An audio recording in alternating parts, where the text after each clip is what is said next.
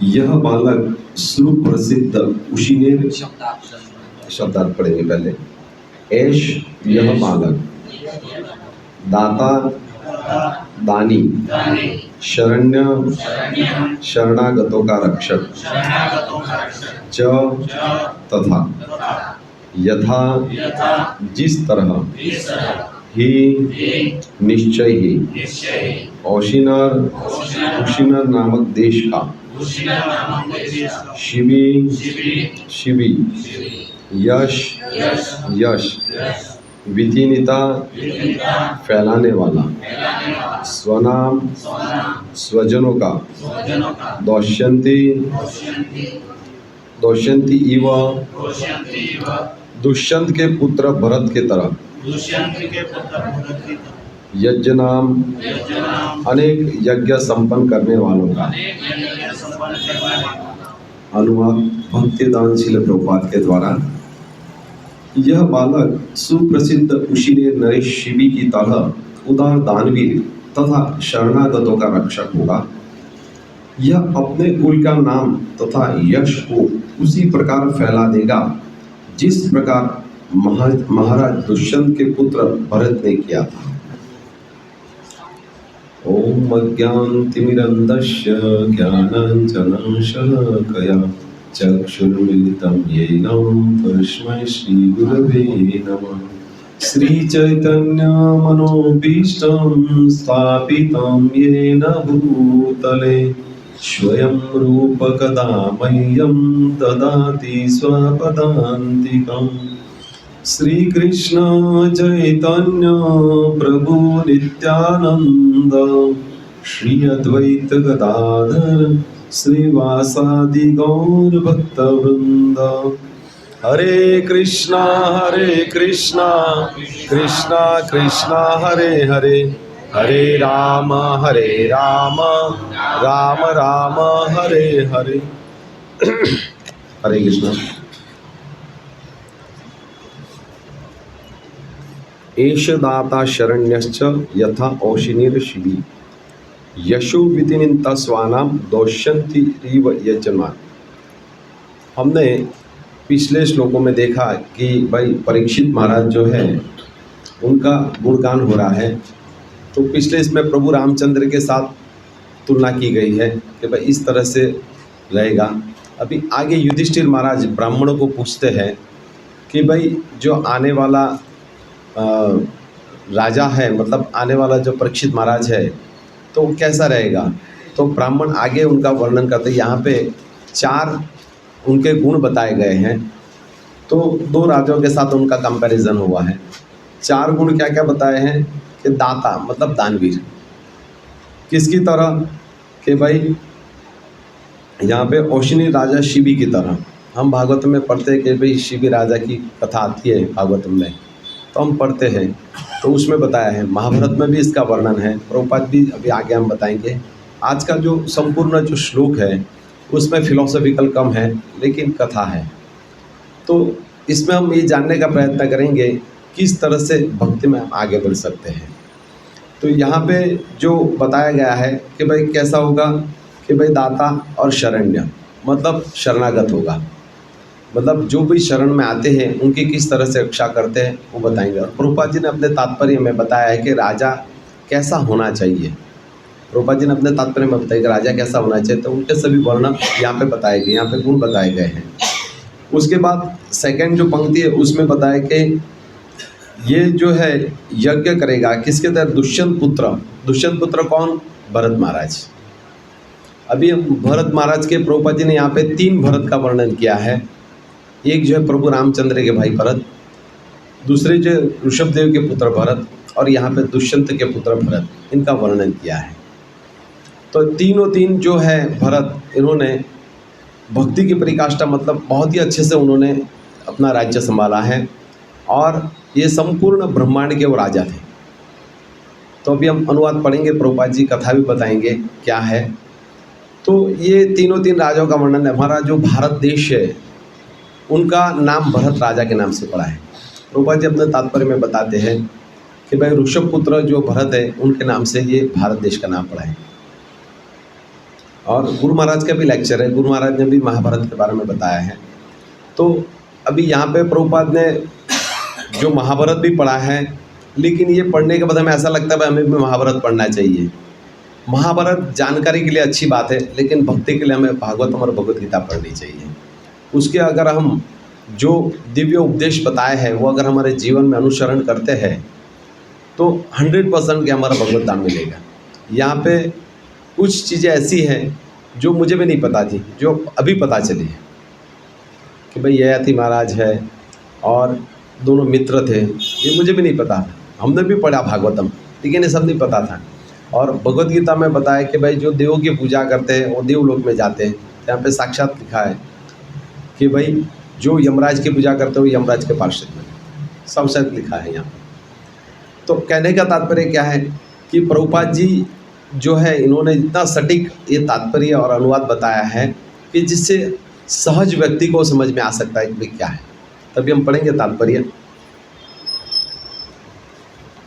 श्लोक तो सिंपल है कि एष दाता शरण्यश्च यथा औष्णेरी शिबी, मतलब किसी तरह का कि भाई वो दानवीर भी होगा और शरणागतों का रक्षक भी होगा। किसकी तरह होगा? तो भाई शिबी महाराज की तरह। सेकंड पंक्ति में क्या बताए? यशो विनिदित स्वाना दोष्यंती इव यज्ञनाम, मतलब दुष्यंत राजा जो है उसका पुत्र है भरत की तरह, उसका यश होगा और यज्ञ उसी तरह से वो करेगा। मतलब 4 गुण यहाँ पे बताए गए हैं। तो प्रभुपाद जी अपने तात्पर्य में बताते हैं, राजा अपने दान कर्म यज्ञों का संपन्न करने से तथा शरणागतों की रक्षा के कारण विख्यात बनता है।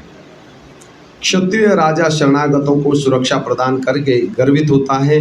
राजा की यह मनोवृत्ति ईश्वर भाव अर्थात अच्छे कार्य के लिए सुरक्षा प्रदान करने के लिए वास्तविक शक्ति कहलाती है। यहाँ पे प्रभुपाद जी ने बता दिया है कि भाई राजा में क्या क्या गुण होने चाहिए। भाई क्या बताया? पहला गुण कि भाई दान कर्म होना चाहिए। उसके बाद क्या कि भाई यज्ञ संपन्न होना चाहिए। उसके बाद शरणागति का रक्षक करने वाला होना चाहिए। तो ये सब गुण राजा में होने चाहिए। तो आजकल के जो राजा है उनका तो हम नहीं कह सकते, लेकिन हमारे जो शास्त्र बताते हैं उसमें बताया गया है कि राजा में क्या गुण होना चाहिए। आजकल में क्या होता है कि भाई लड़ाई होती है तो राजा तो कहीं और ही रहता है, सिर्फ फोन कर पूछता है क्या हुआ भाई, कोई बात नहीं लड़े रहो।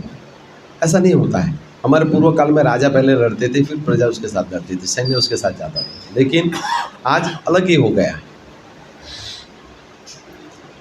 श्रीमद् भगवत गीता में श्री भगवान जीव को उपदेश देते हैं कि तुम मेरी शरण में आओ। बहुत ही अच्छा श्लोक है।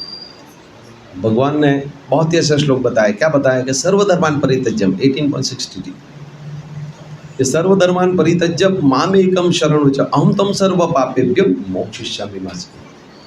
सभी जीवों को भगवान बताते हैं कि तुम मेरी शरण में आओ, मैं तुम्हें मोक्ष प्रदान करूँगा, तुम डरो मत। फिर भी हमारा क्या है? बद आत्मा है, हमें भगवान पे विश्वास नहीं है, हमें तथाकथित पे विश्वास है।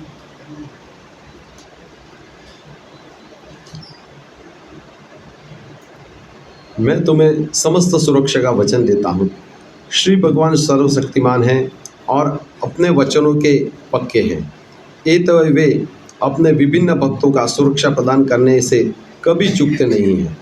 हमने देखा महाभारत युद्ध में अर्जुन के साथ सदैव भगवान थे, सदैव, और संपूर्ण महाभारत जो है उसमें भगवान ही भगवान थे। राजा में श्री भगवान का प्रतिनिधि होने का कारण अपने प्राण की बाजी लगाकर भी शरणागत की रक्षा करने की प्रवृत्ति होनी चाहिए। प्रभुपाद जी आगे कथा में बताएंगे किस तरह से कि अपने प्राण की आहुति लगाने के बाद भी प्रजा की रक्षा करने की ये होनी चाहिए, ये आगे बताएंगे प्रभुपाद जी। कुशीनर नरेश महाराज शिबी महाराज ययाति के घनिष्ठ मित्र थे। हमने भागवतम पढ़ा, लेकिन हमें पता ही नहीं था कि ययाति महाराज के बारे में पता है, शिबी महाराज के बारे में पता है, लेकिन दोनों पक्के मित्र थे, वो हमें नहीं पता। तो इससे हमें क्या तात्पर्य से हमें प्रभुपाद जी ने इतना तात्पर्य सटीक लिखा है कि हमें पता चलता है भाई कौन मित्र थे, कैसे घनिष्ठ मित्र थे और उनकी मित्रता कैसी थी। लेकिन आज जो कलयुग में है मित्रता, तो सिर्फ मित्रता एक शब्द ही रह गया है। जो महाराज शिबी सहित स्वर्ग पहुंचने में समर्थ हुए थे, देखिए महाराज शिबी सहित स्वर्ग पहुंचने में समर्थ हुए थे। महाराज शिबी को ज्ञात था कि मृत्यु के पश्चात उन्हें स्वर्गलोक में जाना है और इस स्वर्गलोक का विवरण महाभारत आदि पर्व 16.6.9 में दिया हुआ है। महाराज शिवी इतने दानी थे कि स्वर्गलोक में प्राप्त अपने स्थान को ययाति को देना चाहते थे। राजा का देखिए किस तरह से उनका गुण धर्म है कि भाई अपना जो पद मिला है वो भी पद अपने मित्र को देने के तैयार थे। हमें मतलब मेरी बात करो, आप तो सब महान भक्त हैं, एक गुलाब जाम भी अगर कम हो जाए तो हम तो तहस नहस हो जाते हैं। तो हमें इस शास्त्र के माध्यम से हमें ये पता चलता है कि हमें किस तरह सा हमें व्यवहार करना चाहिए। अभी भी हम इतना प्रभु जी बताते हैं, इतने शास्त्र बताते हैं, हम भी शरीर लेवल पे सोचते हैं। क्यों? हमने कभी भी ये जो पुराणों में कथा है उसको हमने सुनी नहीं। अगर व्यक्ति का मन शुद्ध करना है तो प्रभुपाद जी बार बार बताते हैं कि पुराण में बहुत सारी, भागवतम में, भगवत गीता में बहुत सारी कथा है। मन को अगर शुद्ध करना है तो आपको इस कथा को सुनना पड़ेगा। जब तक मन शुद्ध नहीं होगा तब तक हमारे अध्यात्म में मन नहीं लगेगा। प्रभुपाद जी बार बार बताते हैं और भगवान ने मन पे 2 बार श्लोक बोल दिया संपूर्ण भगवत गीता में। अर्जुन ने बोल दिया कि भगवान मैं हवा को रोक सकता हूँ लेकिन मन को नहीं रोक सकता। तो भगवान बोलते हैं भाई कुछ मत कर दो, सिर्फ तेरा जो मन है मेरे शरण में दे दे। 2 बार श्लोक आ गए।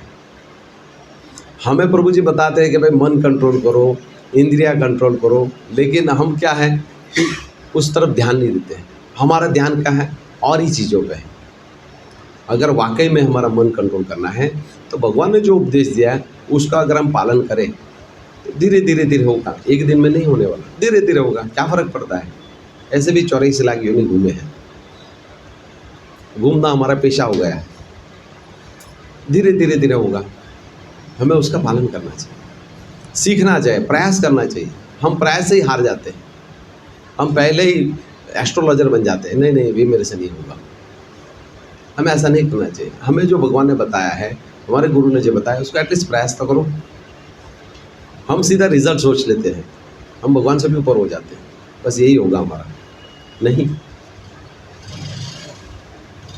हमें प्रयास करना चाहिए, प्रयत्न करना चाहिए। भाई क्या हो सकता है?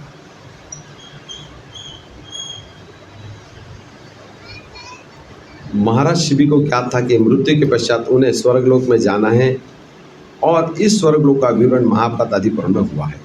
महाराज शिवी ने इतने दानी थे कि स्वर्गलोक में प्राप्त अपने स्थान को ययाति को देना चाहते थे, लेकिन ययाति ने उसे स्वीकार नहीं किया। ययाति अष्टक तथा अन्य महर्षियों के साथ स्वर्गलोक गए। ऋषियों के पूछे जाने पर ययाति ने स्वर्ग जाते समय उसे शिवी के पुण्य कर्मों का वर्णन किया है। हम अगर 2 भक्त बैठते हैं तो हम क्या चर्चा करते हैं? ना ही हमारे में भागवत चर्चा होती है, ना ही कुछ और ही कुछ चर्चा होती है। अगर हम भागवत की चर्चा करें कि भाई क्या आपने पढ़ा, भागवत में आपने क्या पढ़ा, तो हमें तो 4 बार सोचना पड़ता है भाई हमने क्या पढ़ा। हमें 4 बार सोचना पड़ता है हमें क्या पढ़ा। लेकिन प्रभुपाद ने जो संघ बनाया है कृष्ण भावनामृत संघ, इसमें हम अगर ये प्रजल्प की बात छोड़ दें तो मैं बोलता हूँ 80% लोग ऐसे ही भगवत धाम चले जाएंगे। एकदम सिंपल मार्ग बताए, बस आपने जो पढ़ा उसे चर्चा करो। भाई आपने क्या पढ़ा? भाई मैंने ये पढ़ा। आपने क्या पढ़ा? भाई मैंने ये पढ़ा। अभी लोग बोलता थे भाई भगवत धाम है, भाई कहाँ है, कहाँ है उसका वर्णन है? जिसने भागवतम पढ़ा है वो तो बताएगा बेचारा कि यहाँ यहाँ उसका वर्णन है। हम बोलते भाई हमारे आचार्य ने बताया कि भाई भगवत धाम है, कहाँ है? भागवत में कहाँ वर्णन है उसका? फिर हम फ़ोन करेंगे, प्रभु जी आइए ना जरा, ये प्रभु जी क्या पूछ रहे हैं। हमें उनके प्रभु जी के इसमें एक सैन्य बनना है, हमें हारना नहीं है, हमें तुरंत उसको उत्तर देना है। हम कब दे पाएंगे उत्तर? जब हमने अच्छे से रीडिंग किया, हमने अध्ययन किया हो। हमें अध्ययन करना है, शास्त्र अध्ययन करना है। हम अध्ययन नहीं करते हैं। हम जब अध्ययन करते हैं, अध्ययन तो करते ही नहीं, पढ़ते हैं, तो हमारे विचार ही कहीं और चलते रहते हैं। हम और ही कुछ सोचते हैं। इसके साथ हम क्या, एक साथ में हम 4-5 काम साथ में ले लेते हैं। चलो ये कर लेता हूँ, चलो वो कर लेता हूँ, चलो वो कर लेता हूँ। मन का काम ही इधर उधर जाना। मन को बोलो ये क्या तेरा जीवन है, इधर उधर भागता रहता है। हमें हमारे मन को कंट्रोल करना है। तो किस तरह से कंट्रोल होगा, कथा सुनो। रूपा जी बताते हैं कि उसको शुद्ध करो, पवित्र करो। लेकिन भौतिक जगत में लोग टीवी देख के अपने मन को शुद्ध करने का प्रयत्न, शुद्ध तो होता ही नहीं है और वो ज़्यादा बिगड़ जाता है।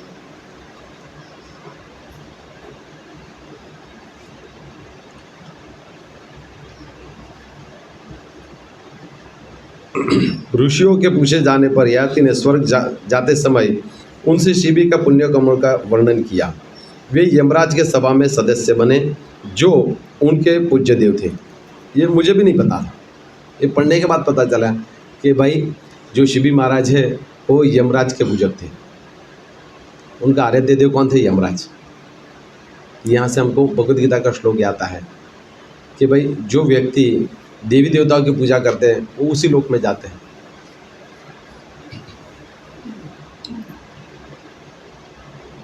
जैसा कि श्रीमद् भगवद गीता से पुष्ट होता है, देवता का उपासक देवलोक को जाता है। यान्ति देवव्रता देवान, एते महाराज शिवी उस लोक में परम वैष्णव ज्ञानी यमराज के पार्षद बन गए। हमें कोई पुस्तक में भगवद गीता है, हाँ 6 सुनते हैं, बोलते नहीं प्रभु जी आगे चलो। उनको बताना है। जब वे पृथ्वी पर विद्यमान थे तब वे शरणागतों के रक्षक तथा दानी थे। अभी कथा चालू होती है। रूप में अत्यंत विख्यात हो चुके थे। कौन, शिवी महाराज। एक बार स्वर्ग के राजा इंद्र ने बाज का रूप धारण किया और अग्निदेव ने कबूतर का रूप धारण किया। जैसे कोई व्यक्ति विख्यात होते थे देवतागण, उनको कुछ ना कुछ होता रहता है। वे कैसे विख्यात हुआ तो उनके एग्ज़ाम देना है। उसी तरह से हम भी कृष्ण भावनामृत में छूटते हैं तो हमारी भी एग्ज़ाम होती है। कैसा एग्ज़ाम होती है भाई, किसी ने गुलाब जाम कम दे दिया या पनीर की सब्ज़ी कम दे दी तो हमें भी क्या होता है भाई, इस्कॉन पूरा ख़राब है। एक छोटे से इसके लिए हमको पूरा इस्कॉन को हम दांव पे लगा देते हैं। लेकिन वो भगवत धाम जलाएगा वो कोई नहीं सोचता है, कोई भी नहीं सोचता है। एक छोटे से के लिए हम ये कर देंगे पूरा इस्कॉन खराब। हमारे में कितनी खराबी वो हम नहीं देखते, सामने वाले में कितने वो हम देखते हैं।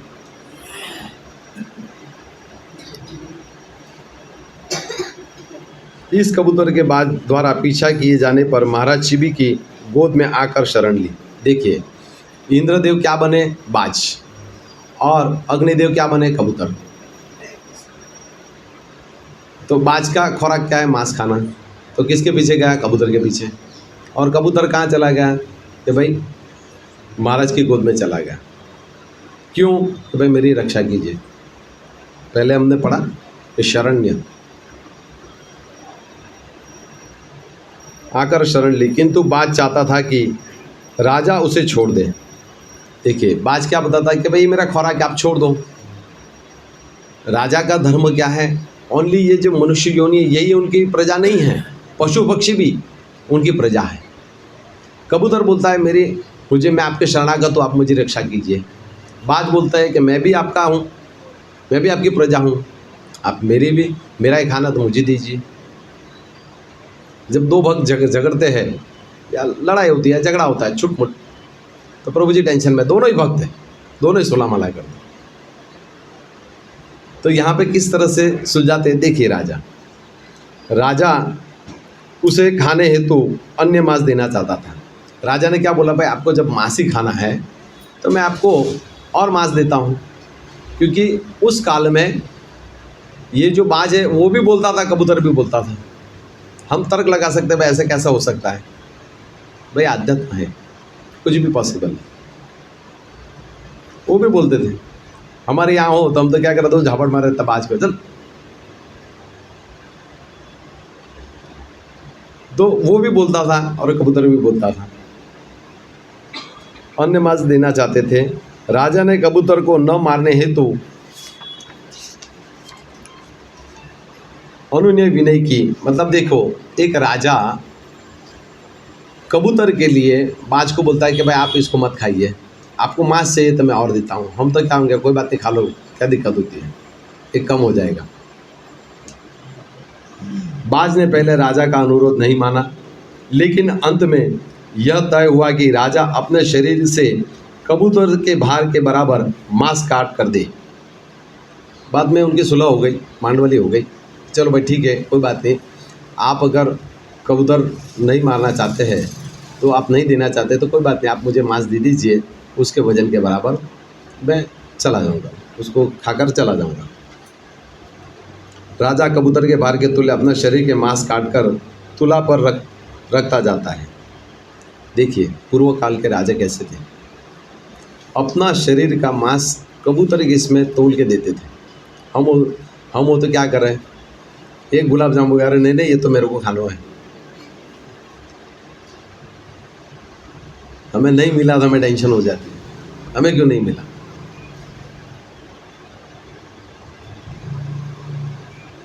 राजा कबूतर के भार के तुल्य अपने शरीर के मांस काट काट कर तुला पर रखता जाता, लेकिन रहस्यमय कबूतर सदा भारी भारी रहता। तब राजा स्वयं तुला पर चढ़ गया जिससे भार पूरा हो जाए। देखिए कबूतर कितना ग्राम का हो सकता है कि भाई आधा किलो 1 किलो मैक्सिमम, लेकिन ये रहस्यमय कबूतर था कि वो मांस काट के डाले तो भी वो तुला जो थी, तराजू, उसमें वजन कबूतर का ही भारी था। तो लास्ट में राजा ने क्या सोचा, मैं ही चला जाता हूँ।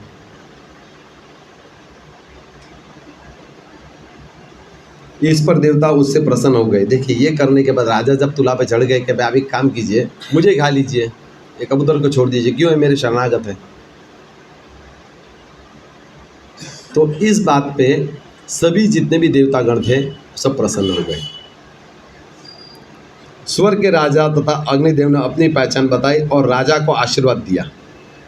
देवर्षि नारद मुनि ने भी महाराज शिवी के दान का तथा शरणागत की रक्षा के लिए किए गए कार्यों के लिए उनकी महिमा का गान किया। देखिए किसने किया, महर्षि नारद मुनि ने गुणगान किया उनके कार्यकलापों का, कि भाई राजा हो तो ऐसा, प्रजा के रक्षण के लिए अपने स्वयं को बलि चढ़ा दिया। उन्होंने अपने राज्यों के मनुष्यों को की तुष्टि के लिए अपने पुत्र की बलि दे दी। इस प्रकार बालक परीक्षित दान तथा संरक्षण के विषय में दूसरा शिवी बनेगा। ये कौन बता रहा है, ब्राह्मण के किसको बता रहे हैं, युधिष्ठिर महाराज को बता रहे हैं। भाई इस तरह से आपका पौत्र होगा।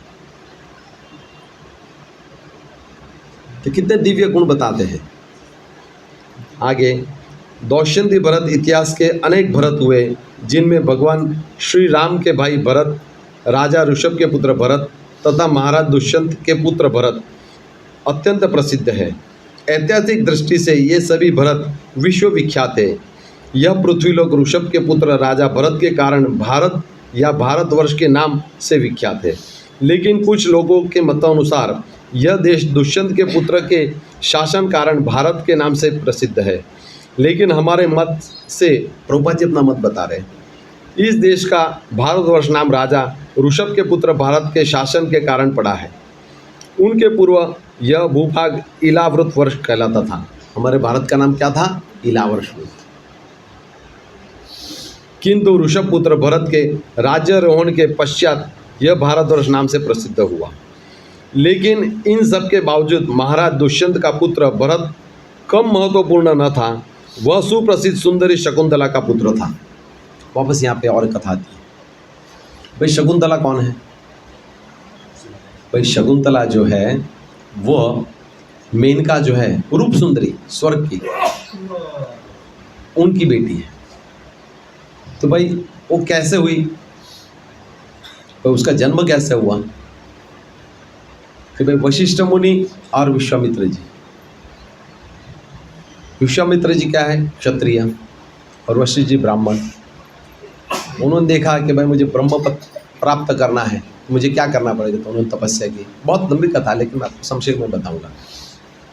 ब्रह्मपद प्राप्त करना है तो उन्होंने तपस्या की कई हजार वर्ष तक।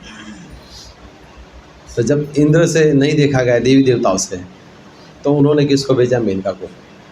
मेनका की झनकार सुनते ही विश्वामित्र जी का क्या हो गया कि उनकी तपस्या भंग हो गई, और उनसे जो पुत्री प्राप्त हुई उसका नाम था शकुंतला।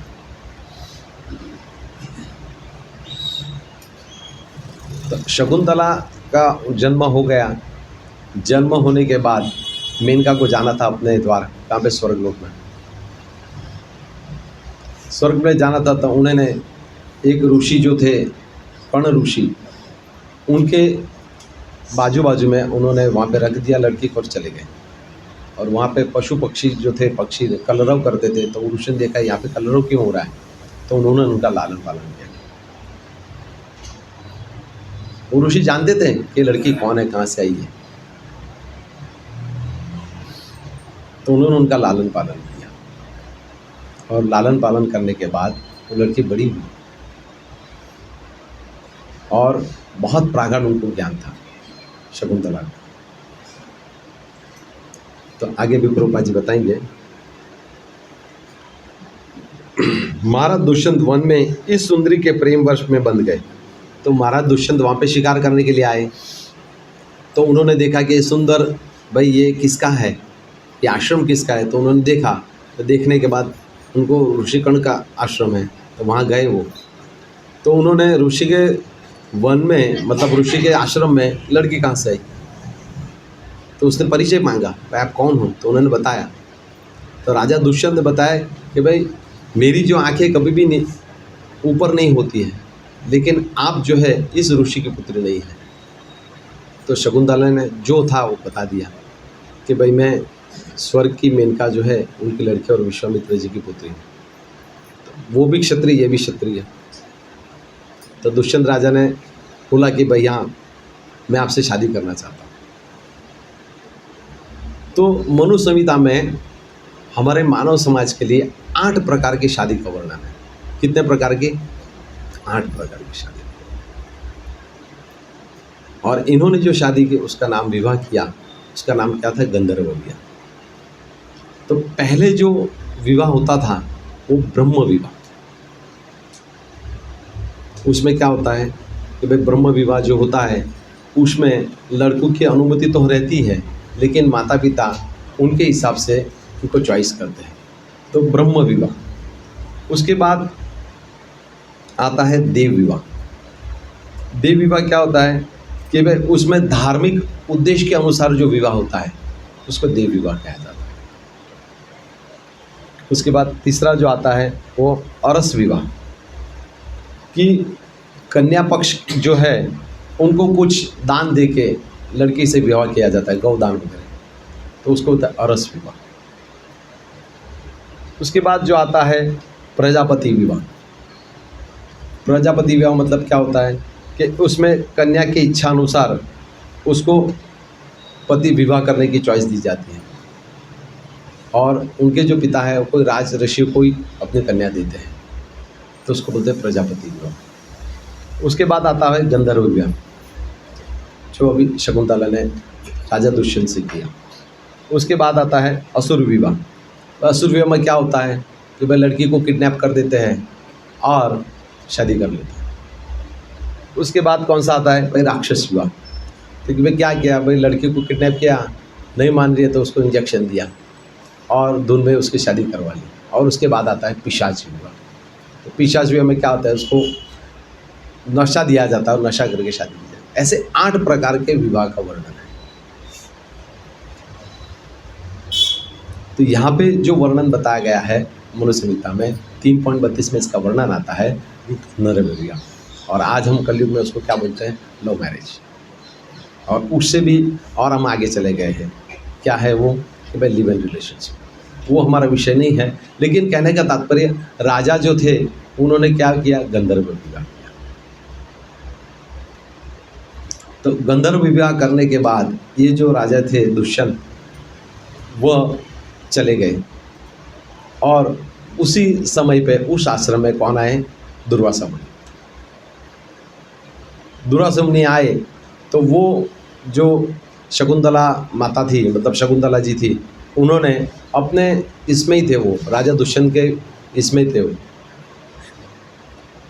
प्रेमवश थे वो, तो उनका आदर सत्कार नहीं कर पाए वो। तो उन्होंने तुरंत उनको श्राप दिया कि तुम जिसका सोच रही हो वो तुम्हें कभी नहीं मिलेगी। फिर उन्होंने क्षमा याचना की। तो उन्होंने बोला कि जैसे ही मैंने तुमको आशीर्वाद दिया है, मतलब श्राप दिया है, क्यों दुर्वासा मुनि को क्या लगता है कि मैं जितना श्राप दूंगा उतना मैं बलवान हूँ। तो श्राप में माहिर है वो, श्राप देने में दुर्वासा मुनि। तो उन्होंने श्राप दिया और क्षमा याचना मांगी। तो उन्होंने बोला कि जैसे ही वो राजा को उस चीज़ दी जाएगी तो उसको वापस, उसको मेमोरी वापस आ जाएगी।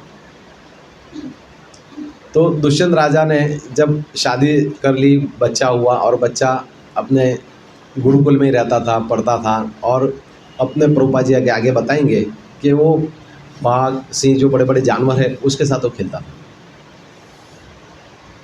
हम तो छोटे बंदर जाते हैं यात्रा में, तो बंदर से हम डर जाते हैं। तो ये बच्चा किसके साथ खेलता था? प्रभुपाद जी आगे बताएंगे तात्पर्य में कि भाई टार्जन जो है ये मनोकल्पिक है, लेकिन हमारा जो शास्त्र है, हमारी ये जो भूमि है, भारत भूमि, इसमें रियल में हमारे राजाओं ने प्रदर्शन किया है। वो शेर के साथ खेलते थे, युद्ध करते थे। प्रभुपाद जी अपने लेक्चर में बार बार बताते हैं।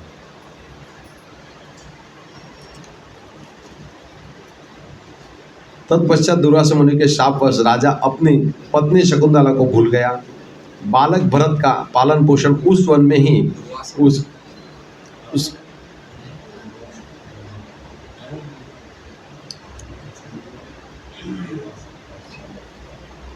इंग्लिश में क्या लिखा? इंग्लिश में लिखा है कर्म मुनि जो है उनके आश्रम में गई थी। नहीं, यहाँ पे प्रभुपाद जी ने दुर्वासा पत्नी शकुंतला के भूल गया। बालक भरत का पालन पोषण उसी वन में ही उसकी माता द्वारा हुआ। वह अपने बाल्यकाल में ही इतना बलशाली था कि वह जंगल के सिंहों तथा हाथियों का ललकारता और उनके साथ ही वैसे ही लड़ता जैसे छोटे छोटे बालक कुत्ते बिल्लियों से खेलते हैं। बालक ने के अत्यंत शक्तिशाली होने से यहाँ तक कि आधुनिक तथा कथित टार्जन से भी बढ़कर होने से वन में ऋषिगण उसे सर्वदमन कहते थे। क्या कहते थे? सर्वदमन। उनका दो नाम था। क्या नाम था? तो भरत और सर्वदमन। महाराज भरत का पूरा विवरण महाभारत के आदि पर्व में दिया हुआ है। कभी कभी पांडवों या कौरवों को भारत कहकर संबोधित किया जाता है क्योंकि वे राजा दुष्यंत के पुत्र महाराज भरत के कुल में उत्पन्न हुए थे।